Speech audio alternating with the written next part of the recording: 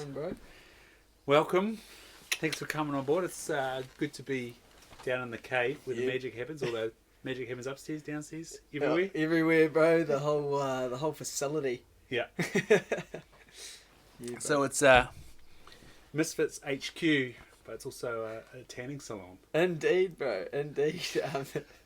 As you would have walked in, if you there's a tan as well as here, bro. You can just go in once you've finished up here and get your glow on. That's good. I followed up the driveway, a nice MG, and I was like, oh, am I going to the same place? What's happening here? Just like polar opposites, eh? But it works, bro. Yeah, mate. It works. So I've been a big fan of the old NZ farming for ages, and shit, it was a bit of a shining light during COVID. I was out on my mate's farm near Tikakino, barren as shit, tough job on the animals, and NZ farming was putting up some good vibes, and a lot of them were driven by you, brother. Man. Yeah, how did you sort of link up with the boys at NZ farming and Duncan there? So that came about, born and bred farm boy, bro. And I spent a bit of time on the farm while I was over that course of lockdown and stuff. But just to help out the family. But bro, it's a passion of mine. Like agriculture and the agriculture sector, farming. I studied agcom, bro. So it's like a full passion. Like my couple of generations of farmers. Yeah. Now. So it's what I love doing, bro. So it's through Misfits as the platform. It's all about portraying what's real behind and in front of the lens, and farming's a big part of what we do. So that was keeping everyone stoked by just mingling with the family, and my old man Grazer, he's a hard case, he's a legend. he's good quality in front and behind the lens, and on the comms as well. Shit, he's some awesome calls, eh? Yeah. But yeah, bro, that's the sort of way I linked in with Duncan. Just by a few tags, bro, and then got in touch through Instagram, and we had chats, and he's a legend. And what he's doing with NZ Farming, bro, as a platform on social media, he's just bringing it to light, and he's doing such a good job. So throwing at him like content, what we're up to, is more than a pleasure, eh? It's sick. And then he's a proud advocate of spreading the froth. I see you got a Rough Cunts sticker up there on the fridge. Yeah. I had a bit of a Rough Cunts moment. My mate put me out the back, and with a scrub cutter and a chainsaw, I blew out the washer on the scrub cutter, and then so I went to go do the chainsaw and gave it a couple of pulls and broke the string. So that was my day done with the scrub cutting, mate. What are some of you've got these motocross jumpers out behind us. What are some rough cunt moments you've had? Oh, bro. Where do I start? It's a whole life of it, eh? Heavy slams all round. Is that what you mean? Well, the carnage of carnage. Bro. Oh, there's so much carnage with what we do. Like all the. You look like you're still put together. Yeah. Oh, bro. Well, I do my best, bro, to keep it all together and keep it as fit and strong as possible. So when I do slam hard, it does hold together.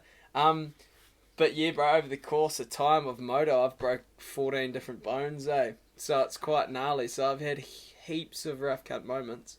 It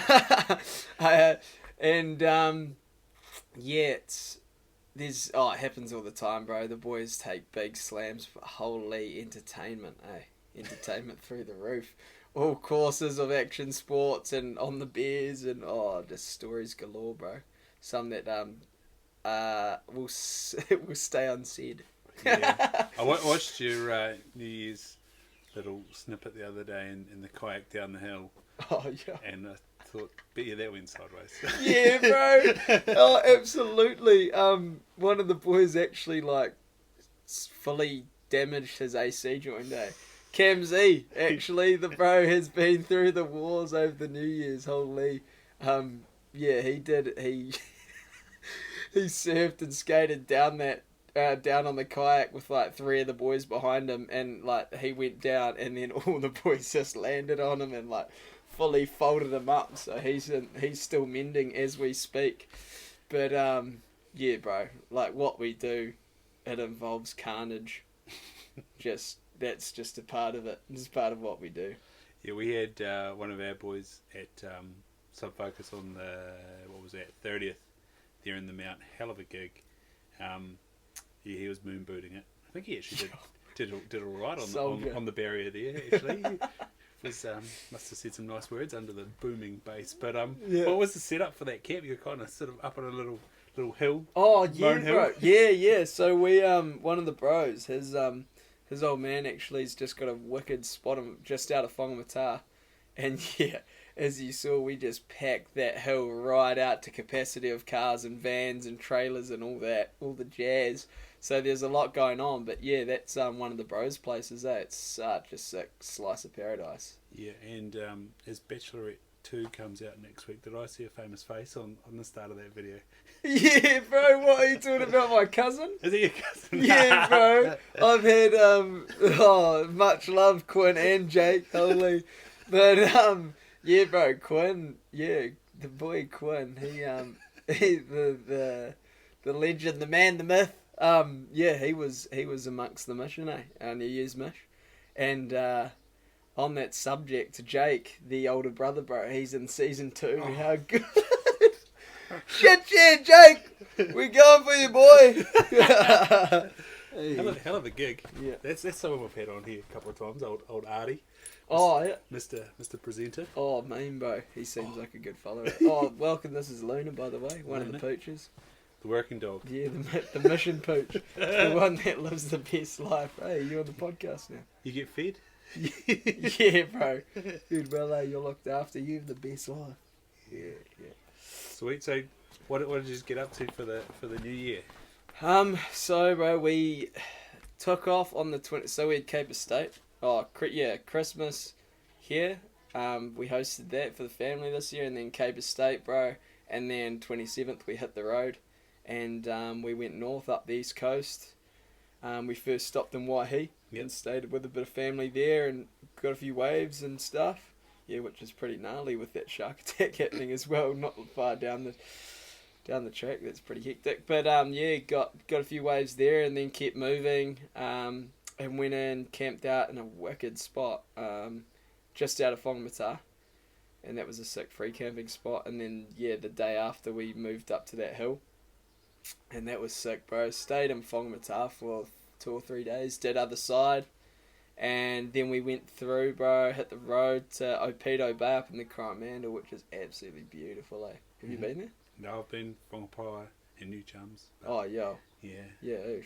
But it's all that Coromandel, eh? It's beautiful. Just thoroughly recommend everyone, like, when you can get there.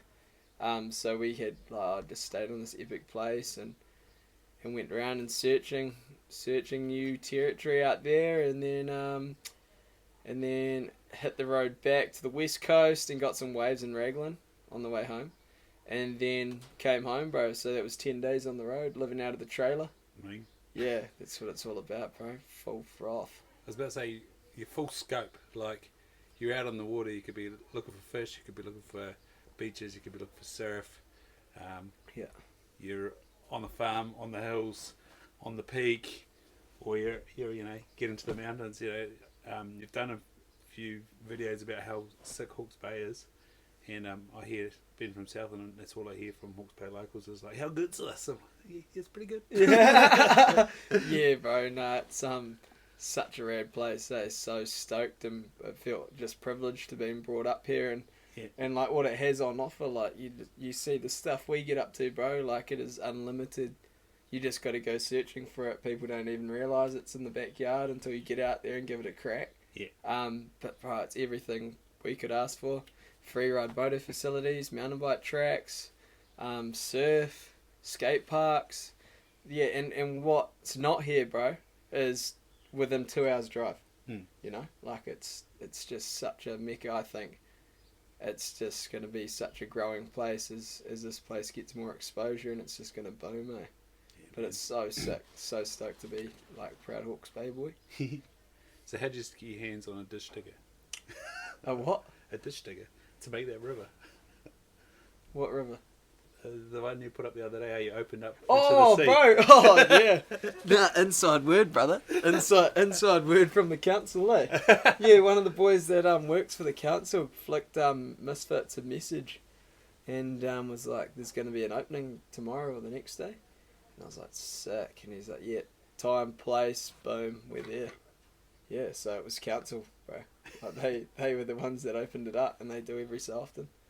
And yeah, that was so sick. That was the first river surfing session, actually, eh? So much. It's hard work. Yeah. Yeah. So, like, constantly going. You're, like, either jumping into it, getting washed out the back, paddling in, jumping into it, getting washed out the back. But it's so much fun.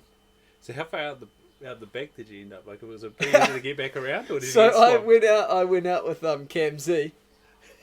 So Cam Z's the recovered one fast. he's the one that his AC joint. So he's in the walls, bro. So he came out with me. So here's the one that went the furthest. He got washed out a fair way, but yeah, like the area was flooded, but not to the extent of like full flood. So it wasn't like it wasn't hectic pressure. So hence why like the waves we surfed actually weren't that big. I thought it was going to like blow out to like get some decent sized waves, but it was probably like 1 foot to 2 foot. But still sick, bro. Like you select like the right one, and like when they pop up for like a minute, just go with it. It's sick. Have you ever done it behind a boat, like in the wake? Wake surfing? Yeah. Yeah, bro. Yep. Yeah, no, that's good fun, eh? Real good fun. It's completely different to surfing, but like once you get the gist of it, man, it's so sick. Being able to surf the never-ending wave. Yeah. It's the dream. Can you do that on an outboard, or does that get a bit sketchy? No, I think you can, bro. Yeah, I'm pretty sure I did it on an outboard. Yeah. You Nice. Just don't get too close. Just don't dive at the motor, bro. Yeah. Yeah. And then, buddy, yesterday you were out with the farming surfing guys. Yeah, bro. Yeah, surfing. So they're the for ones that farmers. start up in Gisborne? Is that the Yeah, fellas? Yeah. surfing for farmers. Yeah. So, again, how did you, like, obviously it makes sense, but Yeah. what was your discussion? Yeah. So, bro, it's couldn't be more stoked to be working with them, mate. But so I've sort of, well, it came about the last sort of month, and then it popped up, and I saw what they're up to, but like not too much of it. It's been pretty low key on like the socials and stuff. But I got a message or email from Andy Lee, who's a real estate agent out of Bailey's here, and he said, "Oh, like we've got this surfing for farmers going on. We're having our first session out Pronghow, and like, do you want to come be a part of it?" And like, had a look, and absolutely, like you know, with everything going on around mental health and understanding how gnarly it gets, bro, with, well, everyone obviously, but farmers especially, like, you know, the hard man syndrome sort of scene, and those boys mahi large, like huge hours. So it was just absolutely honoured to be a part of it, and get people and get those boys, those hard working bastards, out to enjoy the afternoon and the waves.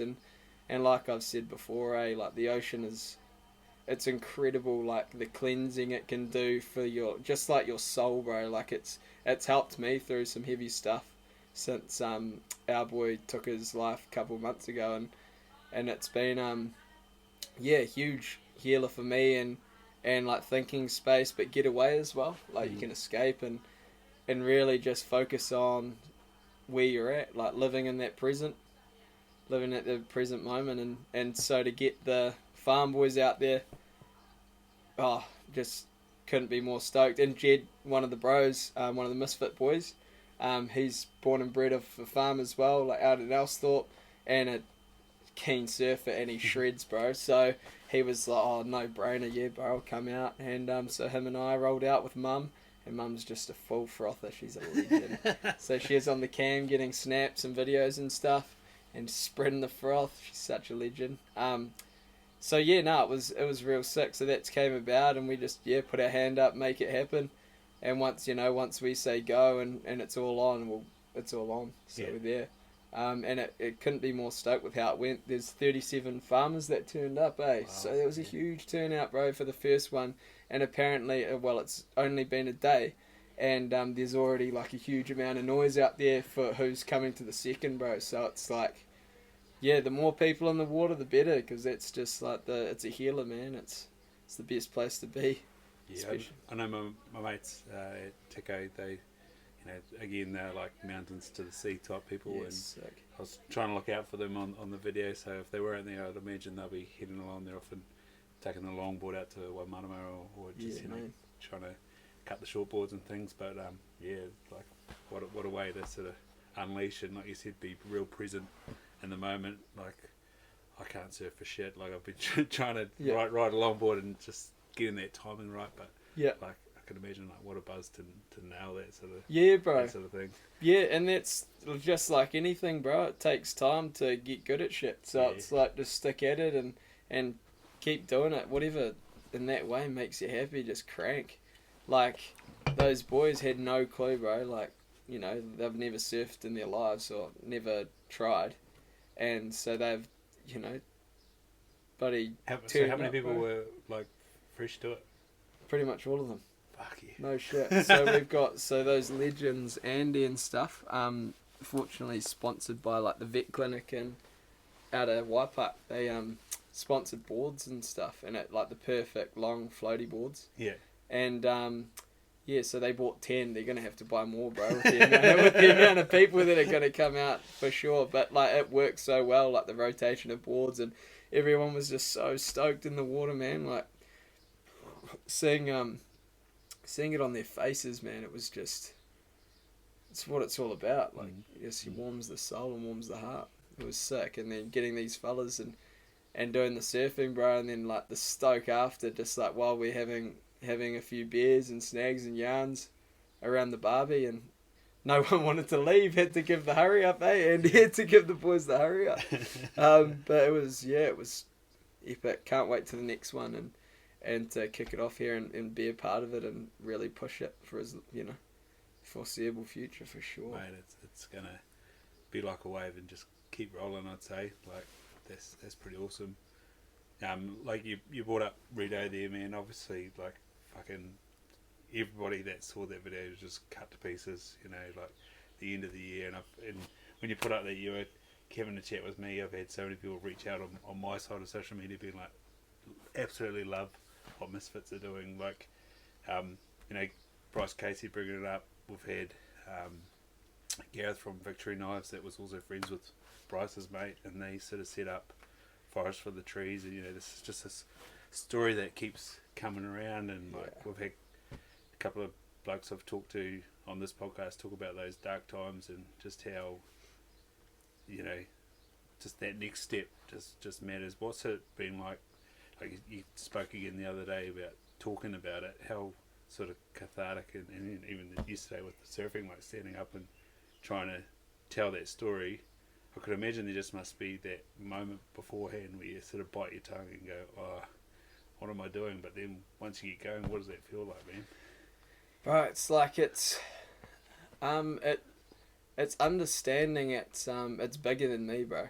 Yep. So just putting all shit aside and not even really thinking about it, just knowing it has to be said. Mm-hmm. And like having the privilege to have the platform I do, I just feel like it's my role, like one of my roles now. Well, Misfits has always been about spreading the froth of life and the stoke of it and getting as many people stoked and out there as possible, but this has really been a eye-opener to how common it is. It's been a hell of a ride, as so many people can relate. That's been the thing that has stuck with me. So over this past couple of months, bro, when people were messaging in to the Misfits, sending their love and condolences, it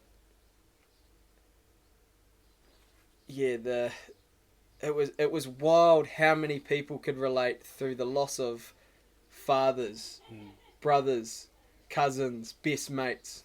that have done the same thing. Mm. And it's just really opened up my eyes, bro, and I feel like I'm passionate about helping people. I want to see people do the best they possibly can and be the best person they possibly can. Like, I thrive off that, and like seeing people do that and seeing that stoke. So I just feel like it's really one of my jobs to I'll do it for the rest of my life, bro. Like, I'll be an advocate of mental health and expose it, bro, and bring it to light and make it a normal conversation to have, bro. There's talking to a few mates like over this time, it's different for everyone, and being able to, the thing, the human mind is such a complex thing. Everyone's wired so differently, so some things work for others, some triggers work for others, bro. So it's just doing what we can on a whole to understand what can, obviously can't save everyone, and some people don't want to be saved, and that's all good. That's completely up to them. If you want to be helped, bro, like you've got to want to be. So yeah, it's a hard one, but we talked about it today actually when I went to load bulls on the truck with Dad and caught up with the grandparents. We ended up yarning for like an hour and a half, bro, about like the mental health thing and understanding like people and different strokes for different folks. But I think people aren't taught how to cope properly. So everyone goes through hard shit. Like, it's humanity. Like, everyone has their downs, bro. Everyone has their down days. It's just the way it is. But it's being able to cope, to learn to cope and have the tools to cope with those real shit times to get you out of that. So, and I think with the people, there's been a lot of people that have taken their lives that are absolute legends that just haven't had the tools to know how to do that, how to get themselves out of that rut, to the simple things of like really choosing your attitude or making the decision to go out and do something that makes you happy. Like, you might be so down, but you always have a choice, and that's a luxury, like that's what's taken for granted, like the choices you actually have, and if you have a choice, I know, there's so many different things like mental health. There's literally the chemical imbalance, and like people literally being like sick and wires crossed in the brain, but then there's things that are brought on and not being able to cope. So doing what we can at Misfits and doing what I can to give them the tools that I know that I deal with shit, the best way to keep, like the way I keep stoked day in, day out, spread that to as many people as I possibly can, bro, and yeah, keep doing that forever. Shit, yeah, I was reading yesterday, it was just like on Staff talking about psychology, and I think that at the moment they only got the capacity to take on like 12 people a year, when I was thinking about optometry, like we've got pretty big shortage of optometrists, and we take on about 50 people a year, and I was like, no wonder it's freaking impossible to get a psychologist. And then they said like most of those clinical psychologists get caught up with the prisons and oranga tamariki, and so then they're talking about the wait lists and all the DHBs are like 90 days or something like that. So you go to your doctor, they're like sort of forced to almost step in and say, try this medication, which can sometimes work, often doesn't work, and then you got to go back, go back to the doctor with your tail between your legs and say, nah, that didn't work. I'd like to not do medication. I want to talk to a psychologist, and then wait 90 days. So you're right, like taking it on ourselves to talk about it, share what we know, and coping is massive. Like it's funny you're talking about choosing your attitude at work. We've just sort of gone through this book called Fish Philosophy, and it's about these dudes that work in the fish market in San Francisco, and that's one of the things that they hold key is choose your attitude when you're showing up to this place, like flinging fish around, getting up at 5 a.m. to sell to punters. You could be like, this is a shit job, or you could have a good time and have fun, and then following on from that, they sort of talk about playing and having purpose in what they do, like helping out someone. that's probably again what you're finding with the sort of sharing what it's meant to you, giving you that passion, like that's healing and giving you a mission, like Yeah, bro. yeah. Like that will always be like such the key driver. I'm just fully passion driven to do it, bro. To like spread as much froth as possible. The world needs it, man. There's so much darkness and bullshit going on. Whether being like the bullshit on social media that people have to live up to expectations to look a certain way, chicks and dudes, to what's going on in media, the way that the world's going, bro. It's just like the world needs the stoke. Like the world needs to get back to basics, and like if you put that in front of the masses, that's the ripple effect, man. Yeah, it's such a powerful thing. You know, all it takes sometimes is like literally smiling at a stranger, and that stranger's like, what the fuck, like that person just smiled at me, but that made me feel good. I'm gonna go home and I'm like feeling way better about myself, and then they have kids, and then they're like really good to their kids, and then they act good, and then they're stoked, and then the mum or dad comes home, and then they're stoked, and they go to work the next day, and they're in the workforce, and they spread it, bro, and then they spread it through their workforce, and then those people, it's just like a big cobweb ripple effect, like, and the ripple effect can work negatively and positively. It's such a powerful thing. So really realizing that your single action and what you do as an individual is important. The comment you leave on social media, the person you yarn to, or the feedback you give, the smiles you give to people, like it shapes life, bro. Like, you know, it changes people's paths, simple things like that. You just don't know, and that gets back to it. You just don't know what's going through people's minds. Like some of the most smiley people, as we know, Rito was a stoked like dude, always smiling. And we didn't like, never to the extent we thought that he was that deep in it to ever do that. You know, like one of the Misfit boys. You know, we're ambassadors of Stoke and living, so that really rocked us hard. But yeah, it's with, you talk about like the doctors and stuff and being able to fit people in at certain times. That's when it comes down to understanding that's the right way for some people, but you can really take it in and bring it upon you as that doctor for your bros, you know, like your bros or sisters or brothers or mum or dad or son or daughter. Like, just be there for a yarn. Understand that. Another conversation I've had with a few of the boys, yo bro, you all good? Yeah, I'm sweet as, bro. I'm sweet as. Bro, taking the step back and fucking hitting him up until, you know, if you even get an inkling that they're not all good, like, just grind them down and just be like, what's going on, bro? Yeah. Like, having the balls to do that, and the care and love, and that's what friendship and love's all about. Having each other's backs through thick and thin, and really being there for a yarn in those really gnarly moments. And if you know the guy or girl, I know you can't, like, we had no idea, bro, like with Rito, didn't pick up on stuff. He was always the first dude to ask if you're all good. So just be there for your mates, be there for the family, be there for people you love. That's what you can do. Yeah, one thing I think would be good for people to take away, like, we're all kind of like scared of our own shit, and like we don't want to like talk about our dark stuff and that sort of thing. But if you can just, I don't know, spark that little bit of courage to be honest back instead of saying, oh yeah, all good, and then you watch like mood changes, because everyone wants to help each other. Yeah. And then like, so if you be what is old Willie White talk about, like open and transparent? Yeah. But O&T.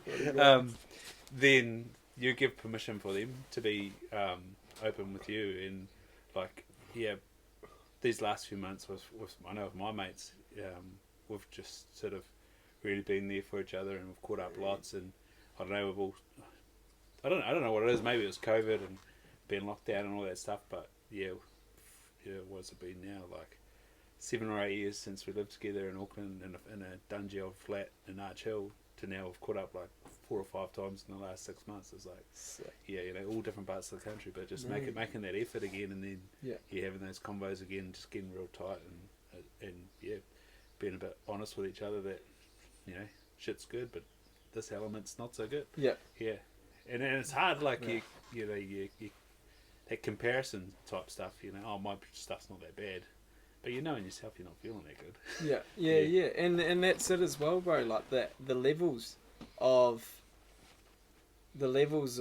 shit that people are going through, Like but it's taking things into consideration, bro. Like things might be way worse for someone else, but they know how to handle it better, but on those levels, like if someone's feeling shit about something, it's equal, Yeah. Because it might get to them as much as that will get to them. Like it's but just like you said, bro, it's talking about it and fuck, that's it with issues, bro, with problems, with challenges, is taking it fucking head on, bro. Like that's a thing you have to do. You can't run from them. You've got to turn around, fucking kick and just run it up the guts. What are you sort of learning about yourself? Like, obviously, Shoreby Right's massive in New Zealand, even like with yourself or with other people, or when people tell you something, it's like almost automatically comes out of your mouth, like, oh, you'll be right, or oh, it's not so bad, or how about this? And like, man, you start like unraveling your own patterns. You're like, oh man, what am I saying? Like, here I am for someone, and then I'm just telling them like, oh yeah, be all good, Yeah. Yeah, it's what is it? It's like rinse and repeat, It's what's the word I'm looking for? When you do it over and over again, you get in like a groove. Yeah. It's that, bro. And that's just it, what you've got to break. Yeah. It's and that's a topic we covered today. With the grandparents and dad, is that people get in these grooves, and then that's just what they know. It's almost like you're saying, like the how you going thing. Like sometimes you'll say hello to someone, and they'll say, "Yeah, good. How are you?" And you're like, "I didn't ask." Yeah. Oh, 100%, bro. Know exactly what you're talking about. That's happened so many times, and you're like, "Oh, yep, sweet as." And it's like, what? And it's like they've already jumped to the next, like, oh, like, see you later, bro, I'm out, like, sort of thing. Like, I'm not really interested in the yarn. Yeah, fully know what you mean. And that's it, bro. Like, rinse and repeat. Get into that groove, but that's what's got to be broken, because that's exactly it. Oh, hey, how are you? Yeah, I'm good. How are you? It's always that. Yeah. But it's like, especially with your close mates and with mental health being so common, and that is like, the talk, oh, catch up for beers with the boys or the girls or whatever after work, and then you're like, yeah, what's up, how are you? And then, just like that. But it's like, nah, actually, how are you? And then sometimes you'll get the most, like, sometimes they won't respond, but maybe next time they will, as long as you just keep that door open, because like I said, again, like, if you want to be helped, like, they'll do it themselves, and if they don't want to, they'll shut it out. No one else can help them except themselves in that way. Do you know homebrew, man? Yeah, bro. Yeah. So, bro, we've grown up to that shit. That's the tune. There's a song by them, and it's like talking sports scores and weather talk and stuff like that, and know that we're hard, bro, but we aren't though. And just like lines like that, It's just like Tom Scott's he's so good, Unreal lyrical genius. Yeah, like every single group he's been in, just like you just like sit there listening to the tunes, like, oh man, that's buzzy. Yeah, fully. And how he what is he talks in jeez, my English has gone out the window, bro. He talks in, what is it? Synonyms. Is that it? When you Metaphors. Yeah, bro. Yeah, metaphorically. Synonyms. That's it, bro. Yeah. That is the word. I love it when you're like looking for a word and then you snag it. That's why I left English after sixth form. Yeah, fair, bro. Yeah. Probably could have come in handy. Yeah. Writing essays at uni, but anyway. Yeah. Got through that. Oh, bro. Yeah, no, but speaking of getting through that was that At Peace album came out in my last year of uni. Just this dark, speaking of like dark times, like sleep deprived, drinking too much, pressure of the world. Like, fuck, can I finish this? Yeah. Am I worth it? And then you just listen to Tom Scott lyrics, you're like, I can do this. Yeah, bro. Yeah. Sick. Music is such a wild thing in that way. I'll operate on it, bro. Like, I'm always listening to tunes throughout the day, even on short playlists on repeat, just having like a beat to vibe to. Yeah. Like, it's such a huge thing in my life is music. Here's funny, when Avondale Bowling Club came out, I was over in Australia, and where we lived in Aussie, it was like right on the beach balcony, and you could sort of see the trees by the beach and stuff. And I put up a photo of me listening to it, and then Tom messages me like, "Oh, sorry, bro, it's a bit of a depressing album for that vibe." I was like, "Nah, it's awesome." That's what's awesome about like New Zealand bands and New Zealand music and stuff. Like, just how you can so easily connect that 2 degrees of separation with people is just so sick. 100%. It's so rad. They're just like epic people, eh? Yeah. That's been a huge thing of like before I started Misfit Productions, I was with Red Bull and worked with Red Bull for a couple of years. And the people I met and artists, bro, like the likes of the Marco Road Boys, I drove them to their first gig in the big Red Bull wagon, like packed in the back, like crack a big DJ setup thing. And that was so rad. That was in Christchurch. And then meeting the likes of P Diggs, who's now one of the bros and a Misfit frother. He is like the frother. He is the man. I could not speak. He's loving pump tracks at the moment, eh? Bro, yeah, bro. Did he like build one over COVID? Bro, I think so. Yeah. Like the jump tracks and stuff. He's like a gravity sport frother, bro. Like shreds on the mountain bikes, and bro, he skates unreal. He skates vert and like park and stuff. Yeah, he's a shredder, bro. Because he was at the new one in Wanaka the other day on a fishboard, just like pumping. Yeah. Around. It's like, fuck it. And he's like on the GoPro, like, yeah. I'd cane it. Bro, yeah, he's the man. So just like that 2 degrees of separation, it's so sick to connect with legends like that and just on the same wavelength there. Yeah. And they're Kiwis, but they're superstars. Yeah. Fuck yeah, like 660 in Otago, like they just play at the rugby club, play at people's houses. Then it'll be like there's a place South Bar in Dunedin, I remember they had a gig there. It was just like couldn't fucking move. Like everyone was in there. Yeah. And then like the next year it's like the album and then massive. And now they're headlining for Shapeshifter. Like, that's the funniest thing about that tour. Like, holy cow! Like, what do you want? Like, what a gig! Yeah. Oh, bro. We just went. Did you go to the Hawke's Bay one? I was away, so I missed out. And I'm gutted because I'm not going to see that gig. But yeah, I bought tickets today for Netsky. Sick. It's going to be awesome. Yeah, Netsky's always so sick to see live as well. He's good tunes. But yeah, bro, to have Shapies and 660, like the two meccas of New Zealand music playing in our backyard was just unreal with 20,000 people. Yeah. That was so sick. Yeah. It's been legends, eh? Yeah. And so, like, with your little gig that you did, or festy you did the other day, was that like, one day? You know, like, even like looking at Rhythm and Vines? Like, man, oh, bro, 100%. What's his name? Hamish Pickman? Man. Yeah, Hawke's Bay boy. Is he from Hawke's Bay? Yeah, bro. Straight up. Like, that's telling you right now, there'll be a Misfit Festival. Yeah. Yeah, no, we're got it in the works, eh? We just want to open up, we have facility for it. And we're going to do what we can. Won't give too much away, but bring what Misfits is all about with music.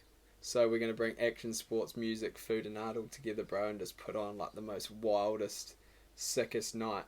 and then we're just going to keep growing it. Yeah. And just spread, like we said, spread the froth as far and wide as we can, and people to come get amongst it, come feel that vibe, you know. There's some big plans in the mix, bro.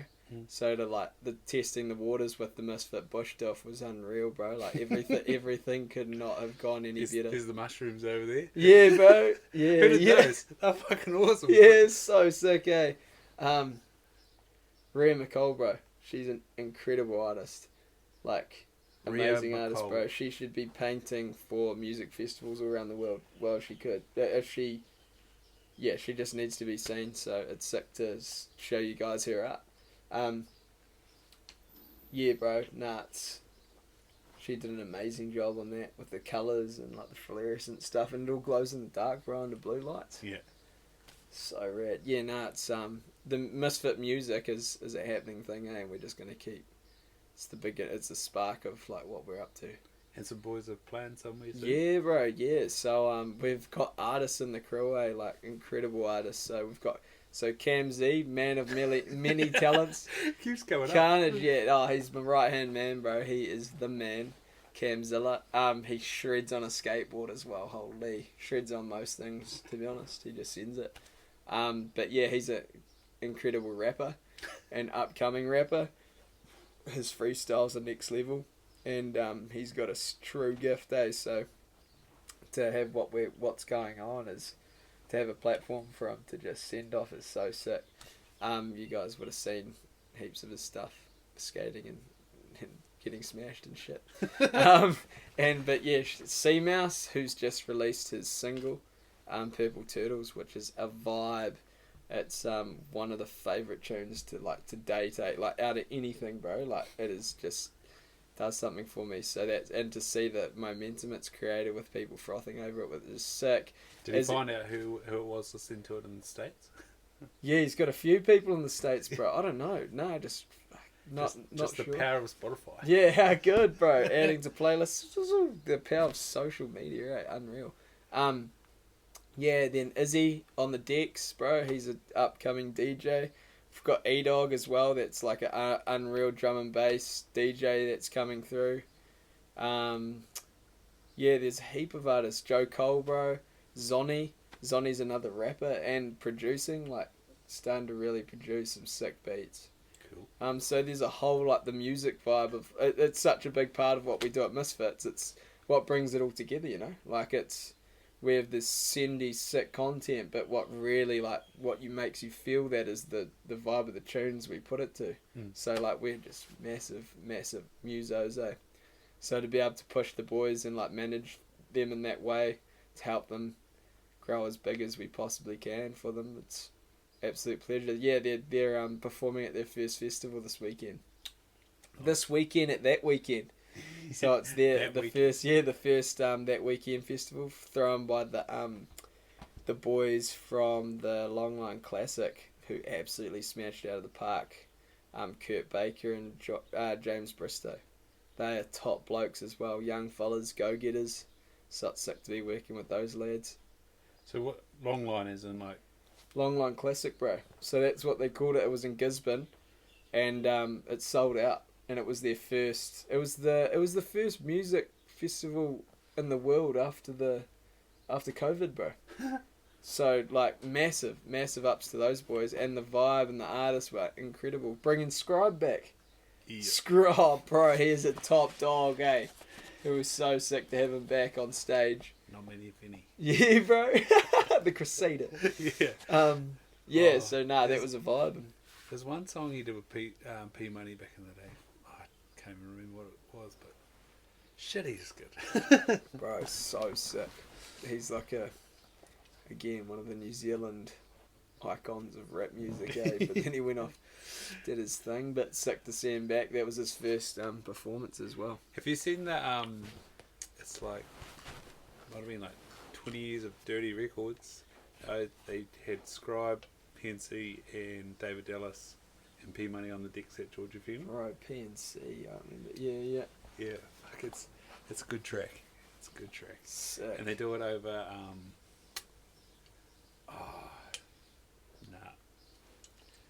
too many of these. These will mix things up, eh, bro? These go pretty hard. The odd company. The odd companies, mate. The odd companies. There's too many good ready to drinks out at the moment. Bro, there are some hell ones coming through, eh? Boys at Pals are killing it. Yeah. Jay Reeve and... Yeah, bro. Yeah, hard. And, He's a top bloke. You were holding up the long whites bloody Facebook filter frame at the bro. Yeah, we get round to that, eh? Yeah, no, it'd be sick to work with. We're looking to sort of align ourselves with like one alcohol company, eh? It'd be sick. Because obviously it aligns with what we do and having good times, bro. So it'd be sick to work with another group of legends that love getting it done. Yeah, it was good. It was good to see old pals at Rhythm and Alps this year. The year I went, it was nothing but scrumpy, which I wasn't angry about. No, yeah. When you delete about $100 worth of scrumpies, bro, man, you fool. Things get pretty hazy. Old Chet Faker, I was listening to him the next day, being like, oh yeah, that song. yeah, sick. That's the last time I saw Shapies. It was raining sideways in the Cadrona Valley, and the poor boys were like covering up their synthesizers and stuff, and I was on the barrier being like, oh man, they're not going to play. Then we wake up in Queenstown the next day, snow on the mountains. I'm like, classic South Island. In the middle of summer. New Year's Eve. Gnarly. Snow on the hills. Cracker. Nah, they're good, man. And what was you involved with Nestfest? Oh yeah, so Nesty, that was this has been our first year getting involved with that. We've done some content work for them, so we're doing some drone work and we're creating a Misfit collab after movie with them. So yeah, that's coming out tomorrow, which is sick. Can't wait to release that. What's the background for that festival?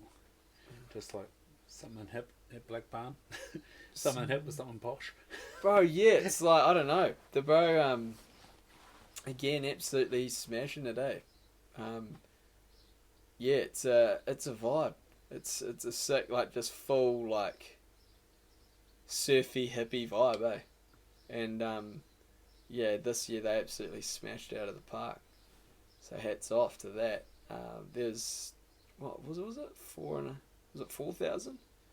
Oh no, it was capacity. Yeah. Like and for like could have sold another probably 1,000 tickets, bro, if not more.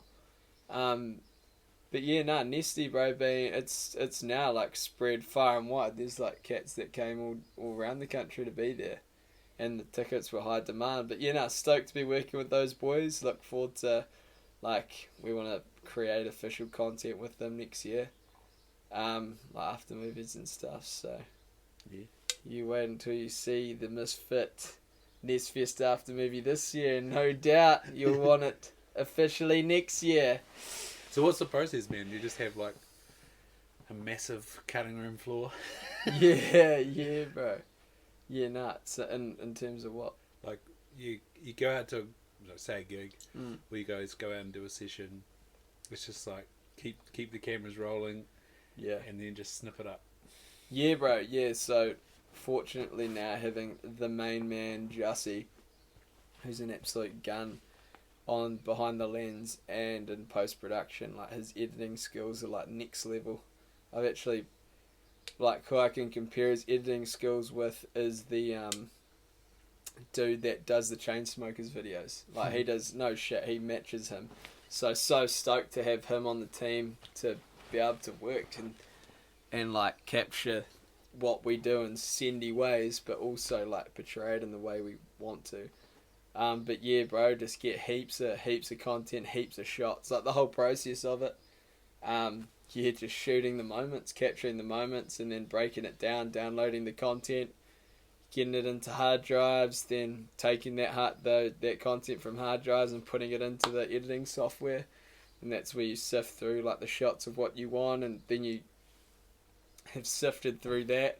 And to make a 3-minute video, sometimes you have 30 minutes to an hour worth of content that you have to sift through, find tracks, put the track in, and then cut those snippets to the beats, and then you've got that, and then you transitions and get arty as you like with it.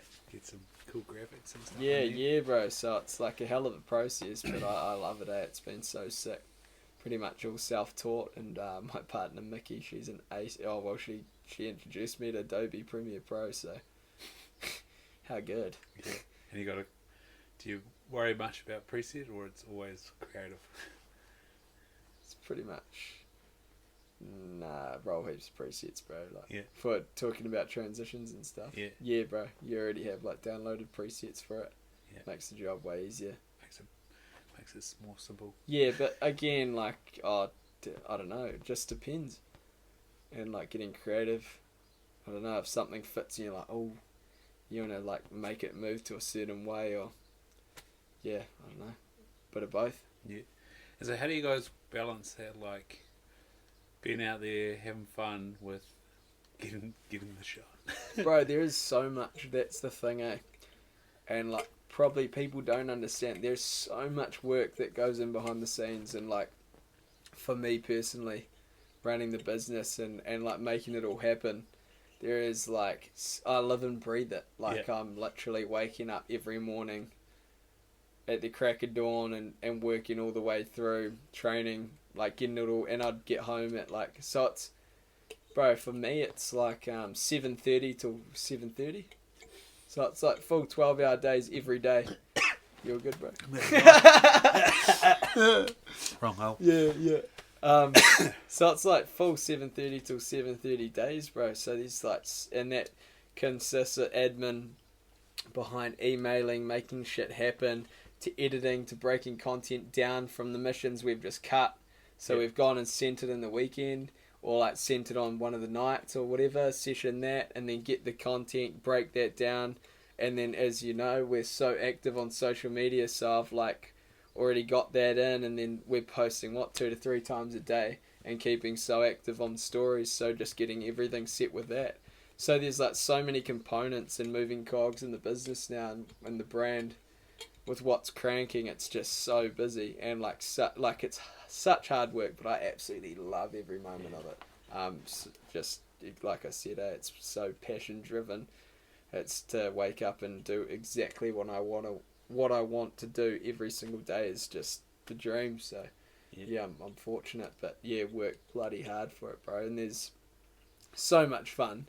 Oh, like most of it's always fun. Like I think learning's fun, bro. So like learning all these different things and like making shit happen and landing jobs and collabs, and yeah, it's getting to the stage now we're working with some pretty, well, we always have, which has been sick. And what the perks of being the own boss and brand owner is like you can pick and choose who you work with and align yourself with, and I'll always align myself with people that align with the Misfit brand and morals of what we do. Yeah. So it's been a pretty sick journey in that way.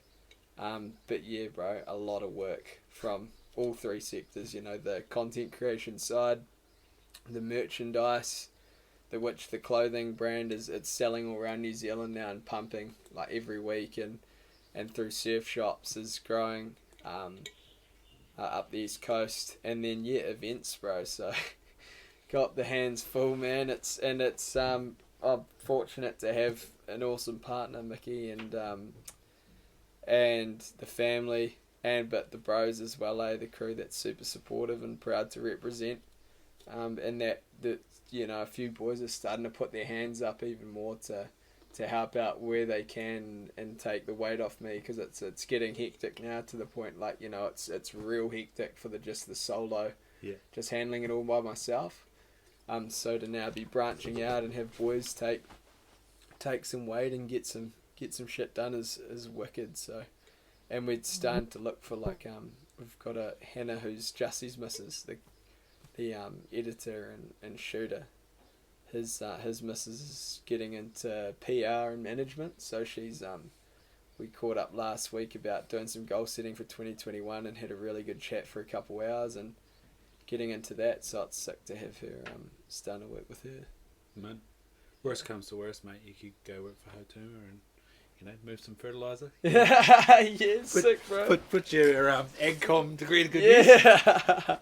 Mate, what's it like having, you know, someone like that as a fallback? It's, you know, like AgCom. Yeah. Bro, oh, it's Would rare, it be a bad gig? How good, eh? How good. Nah, very, very fortunate. But, yeah, bro, nah. Farming is sick. It's good fun. Like, I've been out there today loading bulls on a truck and farming's sick. It's such a wicked lifestyle. It's hard out, but, like, if you love it, bro, it's a good time through the thick and thin of things. You asked me before we record, like, where's it going? And it's like, that's one of my things I want to do is, like, really, I don't know, interact farming with the city, like farm to table stuff. Man. With venison, massive deer fan. Sick, bro. Yeah, obviously. Stag raw, all that boy. All that sort of jazz, but like, like I say, it's hard yakka, but jeez, it's a good time. I had a ball over COVID, Sick. Building, fixing fences, breaking stuff. Yeah. Yeah, bro, man. Sorry, Hadley. No. When you say you're like uploading stuff, are you like keeping all Apple or like what's sort of how do you? Yeah, bro. Keep the quality so high. So we've got some like really epic cameras, Jussie and myself. Run heaps of GoPro kit. It used to actually like probably a year ago. We're just shooting everything on GoPros, GoPros, and like with what we do, it's the perfect camera for it. But Canons and Sonys and stuff now. But bro, big game changer has been this, bro. The iPhone, 11 or 12 Pro or something? Yeah, with all the cameras. yeah, with the 3 cams, and it's like, so it's the fisheye, the normal lens, and then the zoom lens, and it's been game changer. So, shooting everything on GoPro, I've now, like, shooting heaps of stuff on phone. Yeah. And like learning to like the interaction of like people being able to really relate, but like the quality, bro. Like I got that, ran it in the life-proof case, and took it up the mountain, and I ended up shooting on the phone like majority of the season, bro. Wicked. So the stability and the cleanness, as you guys would have seen by the edits, was just incredible. So that's been a huge game changer with social content. When we're doing gigs and stuff, obviously that's when we get the full cams out, but now it's through social media stuff, I'm always using the phone. Do you have a dream piece of kit, like a red or something? Oh, that would be unreal, bro. But it's I don't know, like with cams, I reckon it's so much about the person that's behind it that you can like envision what you want to capture. Yeah. So like all the gears, no ideas sort of thing, but like I think it's so much about the ideas and the gear that you can work with, as long as it's clear lens and whatever you need to do. But yeah, bro, I don't know, dream piece of kit. Not necessarily. Those mirrorless lenses look sick on the new cams. But no, not really. Yeah, but reds, bro, those are ridiculous. Those are some hardcore cameras. Yeah. Yeah, 8K sort of shit. Like, yeah, it's clear as day, mate. So like, what was the spark? Like, obviously playing footy, jumping bikes, breaking bones, doing ag com. Like, what was it like? I'm gonna be my own boss. He said Red Bull. Like, that might have had a little bit of influence on you. What was the spark to be like, I could do this? Bro, basically, throughout growing up, I've always been a big dreamer, bro. Like, aim for big goals, set big goals, sent it large. And, like, I reckon with the action sports side of, like, where I'm at and being sort of fearless in that way, and, like, my progression as an action sports athlete over the last couple of years has been so quick because of the mindset I've gone in with. Mm-hmm. So, I can flip snowboards, flip wakeboards, flip push bikes. I want to flip a moto. But going in and, like, just with the headset of you can do it, like, just fully commit. Just like in life with anything, bro. If you fully commit to shit, it tends to go way better than if you half-ass. Like, when you half-ass things, especially like booters, bro, on like anything, that's when you crash big and you get fucked up. So it's like, you gotta full send it. Yeah. And then you tend to stomp it. and like because you're so focused in and you're like, yeah, 100%, you trust the process, your body will follow through. But yeah, it's been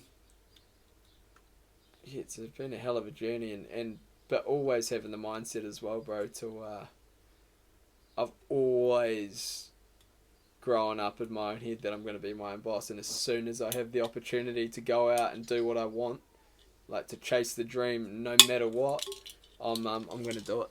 So having that opportunity, finishing uni, doing a 3-month trip with as the events vehicle specialist with Red Bull, just networked the hell out of that whole trip. Did like Crankworks and events down Queenstown, Christchurch, Rotorua, Crankworks, Auckland, Taupo, Palmy, Wellington. I was just like networking the whole time, making connections, and then as soon as I left Red Bull, came back home, moved into this place, and was like, I'm chasing the dream and never looking back. And I've just always believed that, bro. Like with what I'm doing as well, I've never second guessed it or never doubted myself in whatever way or shape or form. I've always believed exactly what I'm going to do, despite bullshit, people fucking talking shit, all of that. Literally, I've always just trust the process, believe in what I'm doing, and just charged. Yeah. And that's like what you've got to do. You speak to any successful person, bro, like whether athlete, businessman, whatever, I'd bet you they'd say the same, bro. Like in that way to get to where they've been. I'm early days, bro. I'm just the tip of what I'm gonna get done and what I plan. This is just the start. But like those legends that have built empires and businesses or careers, I bet you that they'd relate in that same way. Just like fully committing, backing themselves 100%, not giving a fuck what people think, and just trusting the process and trusting that hard work pays off. Yeah, man. Yeah, bro. Cracking another. Well, these are.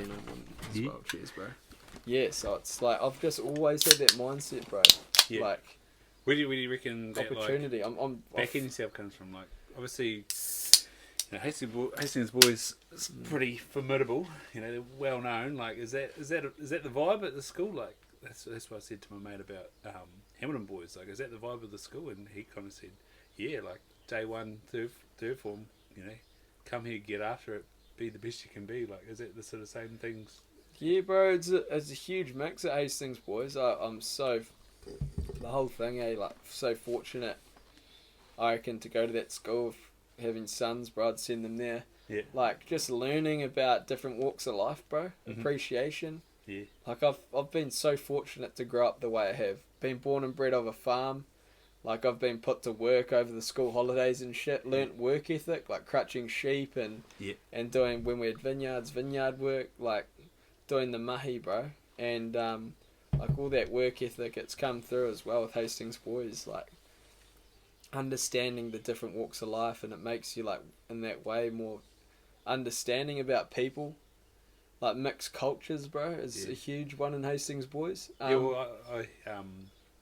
had one of the guidance counsellors as one of my patients, and actually brought in one of the boys one day as well, which was, you know, eye-opening. And he sort of said to me, you know, it's an incredible school where, you know, 70 to 80% of that school's Maori or Pacific Island, and the majority of the majority of the schools of low socioeconomic status. And so the thing he said to me is like, it's amazing some of these boys make it to school, and then the fact that they show up and do what they do is like pretty inspiring. You know, this is a 60-odd-year-old guy being inspired by some teenagers. Like that's pretty special, eh? Yeah, nah, fully, bro. That's just it. Respecting and understanding just that, and it brings you back down to ground, I think, like with understanding of how good you've got it. Yeah. Like some of these boys, bro, that I went to school with, they didn't have lunches to eat. They didn't, you know, like they could have been going home and into a broken home, or like not even a home. Like, and I'm going back to the farm, and I just feel so privileged, bro. So just making the most of life has always been a real mental thing for me, and like understanding and appreciation. Yeah. But yeah, also getting along and learning all those different walks of life. Having mates from all of it. But yeah, I think the mixed cultures, bro, of like the hard cases and oh, bro, it's hard. Yeah, some funny shit. Went down at that school, but some gnarly stuff as well. But it wasn't with the bullying thing as well, bro. There wasn't even I didn't see much of it. Yeah. Like as growing through, but I hate it. Mm. I hate bullying. It's one of the cruelest things that's happening nowadays at schools and young people, and it's bullshit, bro. I hate it because it's cruel. And it can, like I said, with the ripple effect, it can really ruin young people's lives. So it never, as a dude that was hard out sporty and sportsman and stuff and into it, I never really, and around me, never allowed it to happen when I got old enough, and which was epic, bro. And that was pretty special. But hearing like what goes on and what has gone on around it, like since we've been there or before or after, yeah, it's pretty hectic. So, but yeah, you just do the best you possibly can. Just like your bro said, like go in there and crank it out, or you'll get eaten up. Yeah, man. Yeah, because Hastings boys is a bit like that. No. And then you said like, with Red Bull, you were there 3 months, and you saw the opportunity to massively network. Yeah, 2 years employed by them, but 3 months on the road once I've once I've finished my degree. Yeah. Where'd that come from? Where'd the idea to like, this is a gigantic opportunity to meet some absolute crushes? Bro, just again that appreciation thing for every moment and taking advantage of all of that. Like it's not, just utilising it, bro, and realising how lucky I was to have that opportunity. But yeah, just making the most of it. Like, always had that main goal in sight, bro, of like what I wanted to do once I left Red Bull and moved back here. And there was actually an opportunity that opened up here in Hawke's Bay that I'm so glad I didn't get. But I didn't make the cut for the job. Yeah. Like I was in the interviewing process and stuff and didn't make the cut, and that was the best thing that could have happened. Because when I didn't make that job, bro, I left and went full time with Misfits. Yeah. And like, fuck, look what's come of it, you know, it's pretty wild. Started the dream. So what was the role? It was the striker role here. So I actually know the chick that does it, Kayla Nankerva. She's killing it. She's awesome. But she came in later, like a year later from when the job opened up. I have no idea who ended up getting it. But yeah, bro, that was the striker role. So you're going around and like audit different places, which is not me at all, bro. Yeah, yeah. And like that's what the chick that was employing like said. Like it's like you're not really, you've like have the personality and shit, but it's like not a role that you should be in. Yeah. Like, you know, go and spread your wings and get shit done. So that was the best thing that could have happened. Yeah. Well, that's good feedback, hey? Like, not for you, go spread your wings and get into it. Puppy's back. Hey, this is another one. This is Milo. Hey, this is 12 weeks. Hey, Milo, how you doing? You're on keen. You're a natural, eh? You're bloody cute. Oh, jeez, slobbers. Full of froth. Bro, the energy these two when they like fucking fight all the time and stuff, eh, bro? They're just. Is it mum or nah? Nah, bro, brother and sister. Yeah. Just a little later. Hey, buddy. Yeah, bro. But nah, that was a wicked opportunity with Red Bull and working with a bunch of legends, bro. Learnt so much. Yeah. So really like talking to Dad as well once I left, and he's like, mate, you got your degree with Red Bull. Yeah, like I got, bro, like basically coming away from what I learnt with Red Bull, brand love, product love, like learned about the marketing and everything like that. I brought everything across that I knew and really picked up from there and put it into my own brand. Yeah. And that's what, you know, with Misfits, in the scale it's grown so far. Yeah, it's just constantly learning, but like really learnt heaps with Red Bull, which was epic. How much do you reckon, like, one of the things I take out of Red Bull is like their belief in people. Like you see, I don't know, like it almost seems like they say, "Here's a platform, just go for it, like go massive," and then they do. It's almost like you do that, we believe in you. Now just we'll take off, all your worries. You go for it, and we've got our platform. We'll promote you. Just Yeah, nah, fully, bro. Like working for them as an athlete, 100%. They like fully back you, and like push you to be better. Yeah. Because it's like it's a privilege to work in that company or be sponsored by that company. It's one of the sickest and biggest brands in the world to be aligned with. So it's it was wicked. They operate pretty damn awesome, eh? Yeah, and like straight away I was just thinking Ben Brown, like send him to Iceland and chuck him down a waterfall. Like. Yeah. Oh, like the ideas and creativity they get around today, it's so sick. And the content, what social media's opened up. Creatively is massive. So did you get to see much of that content creation? Yeah, bro. So actually, like when I did that trip, I was actually filming as well. Yeah. So I did like a segment, like a full mashup of the 3 months on the road for them for them to present back to Austria. So that was like my first like professional content creation gig was with Red Bull. Yeah.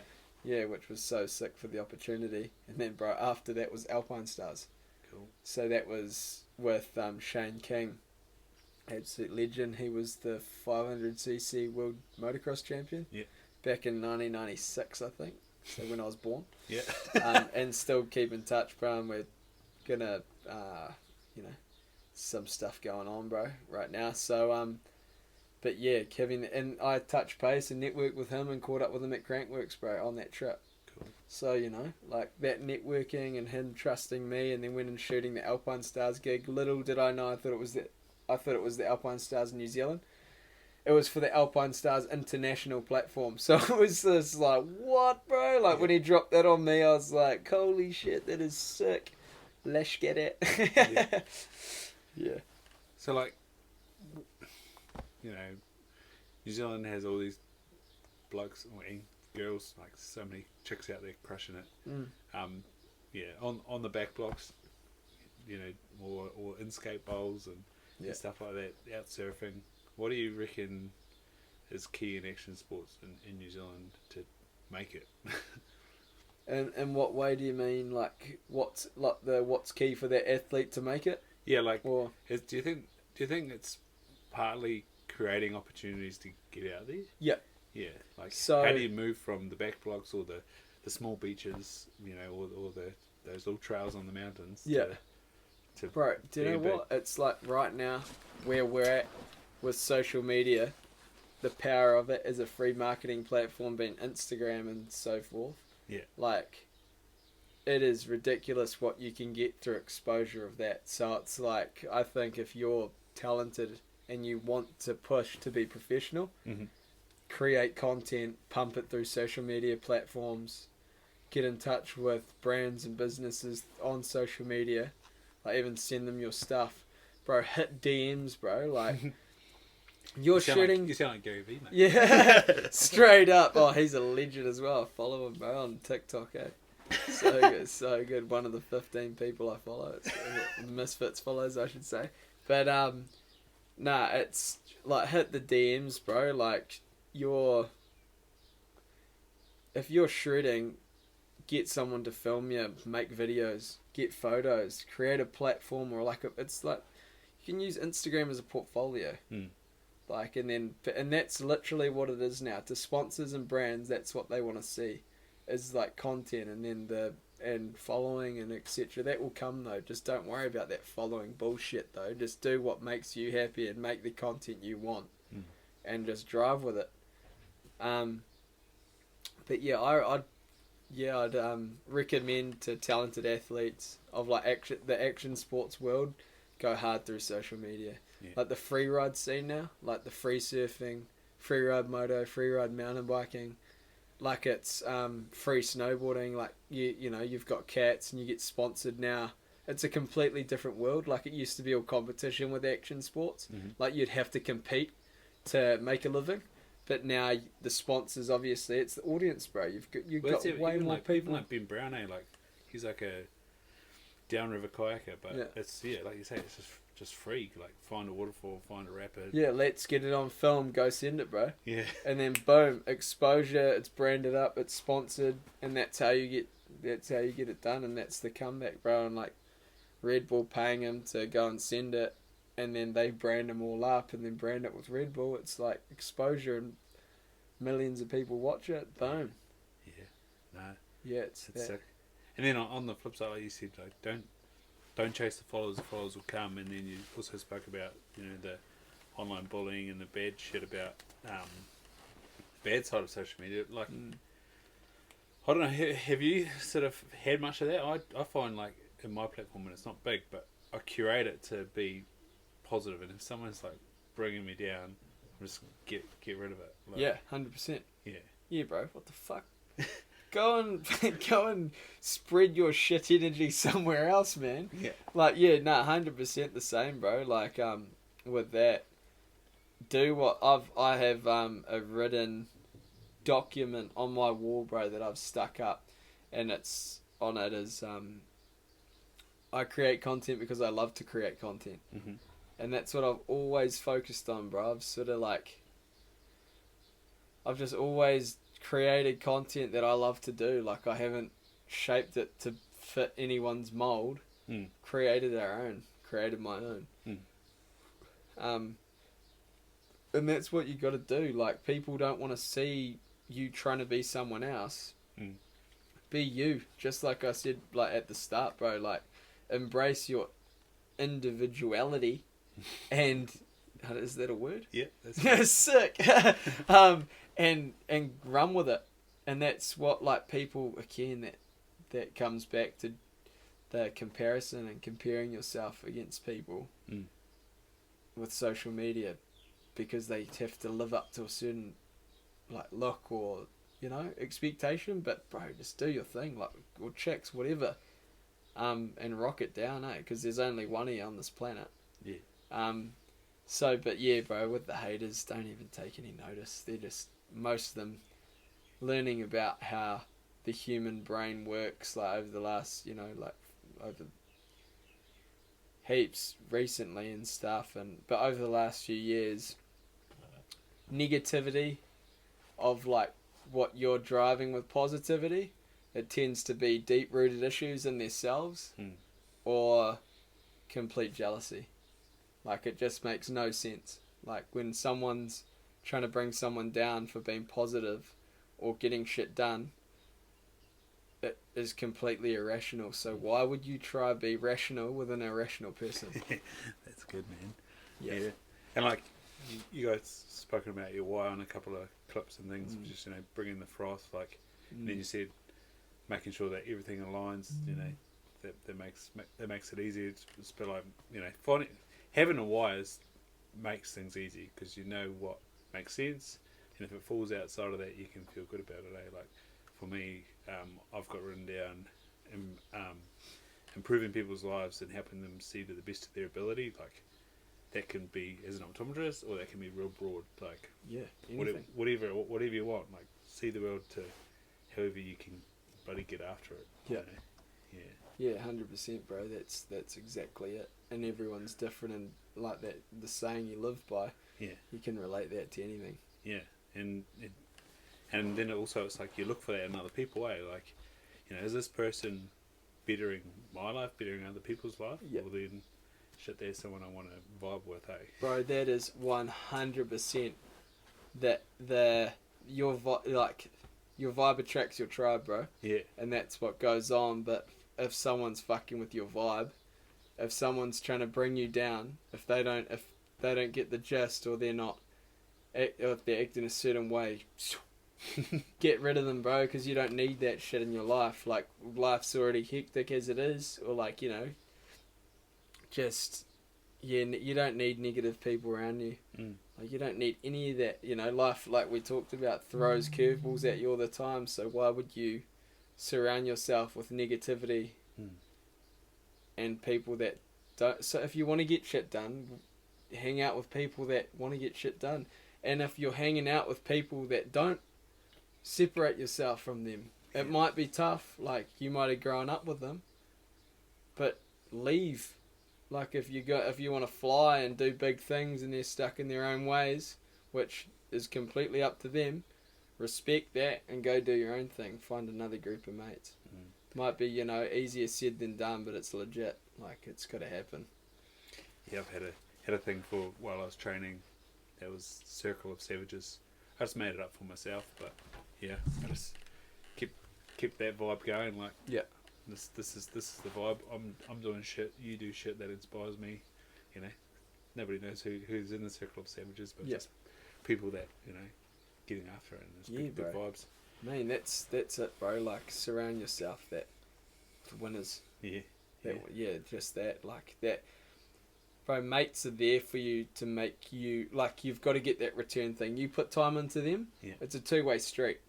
A real mate will put time back into you. But if you're putting time constantly into them and you're not getting anything back, like, they're not really your mate. Yeah. You're being... And I guess it's also like, you really find out mates when you call them out. Yeah. And if it ends up going into a blue, well then, Jesus, are you guys actually mates? Yeah. It's pretty, like you said, it's tough, it's harsh. Yeah. But, you know, you can have the courage to call them out and you know, voice your opinion, voice where you're at. You know, are you with me? Are you coming? Yeah. Are you coming along? Or, yeah. And a real mate would respect that, bro. Yeah, and probably like, yeah, and like be honest with themselves as well. You know, and same if someone calls you out, like be honest with yourself. Like, what are you doing? And that, you know, what's holding you back? What is doing those things? That, you know, if you're dragging them down, it's an opportunity. Yeah, for sure. Yeah. Yeah, no, definitely, mates are such a big thing in life that is such a crucial thing. You know, I'm such a big advocate on the bros, Like, I just love being around the bros and doing stuff with the bros. Yeah. Like, it means so much to me, hanging out with the boys and getting shit done with them. Yeah. Yeah. So it's important, man. You've got to be surrounded by people that are on your wavelength. For sure. And there's people out there you might have to go on a mission or two to do it, or go and try something new.